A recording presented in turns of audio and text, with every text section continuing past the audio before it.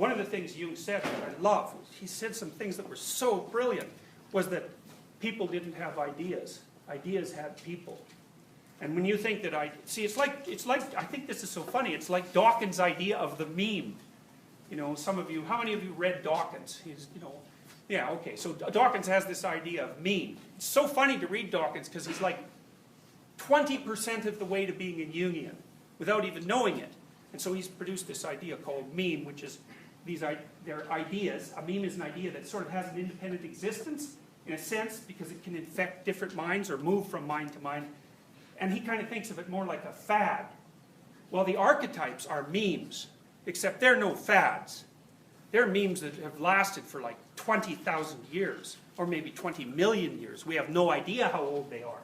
And Jung got where Dawkins was going, like, you know, 50 years before and 200 stories deeper.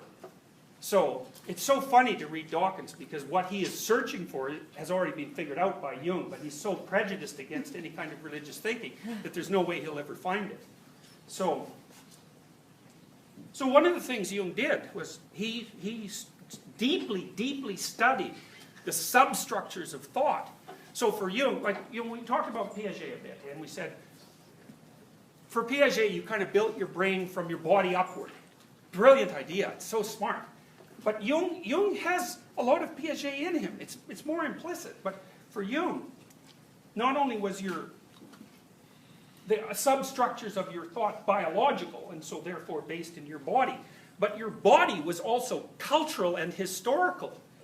You know, so partly because you're an evolved creature, and so God only knows what's in there. 3.5 billion years worth of weirdness that you can draw on, or that can move you where it wants to move you. But also, you're being shaped by cultural dynamics all the time.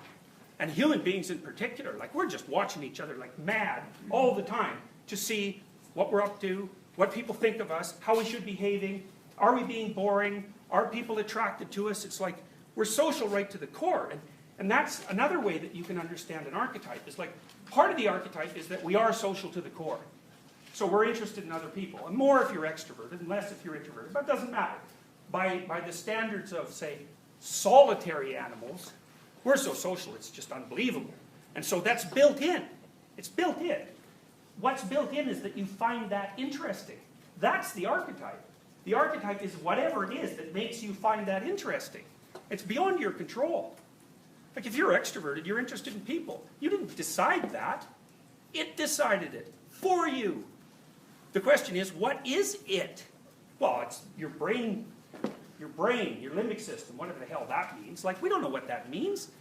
You know, we have no idea how your brain produces consciousness. Like, I'm dead serious. We haven't got a clue. And what that indicates to me, since we've been hacking away at it for, say, 400 years, is that the way we think about consciousness is wrong. Because we're not getting anywhere. Like, we've got a long ways with lots of things. We're not getting anywhere with consciousness.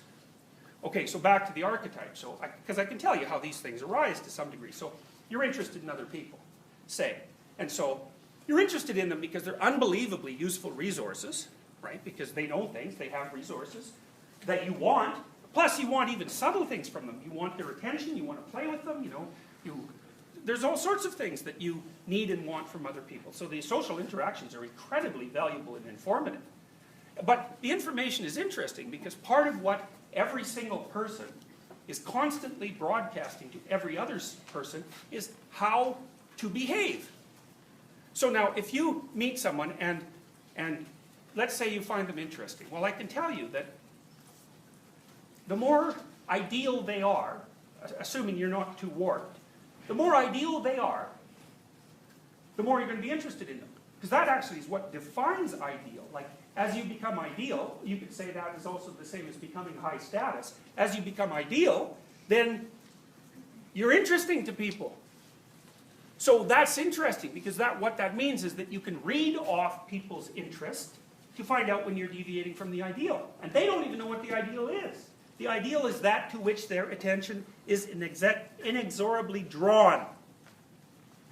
And they're always telling you when you fall short of the ideal. Always. It's being broadcast at you all the time. And then your imagination back there is to try and figure out, just what is this ideal? You know, because your imagination is watching you in a Piagetian sense, noticing what you do, and then trying to figure out what that is.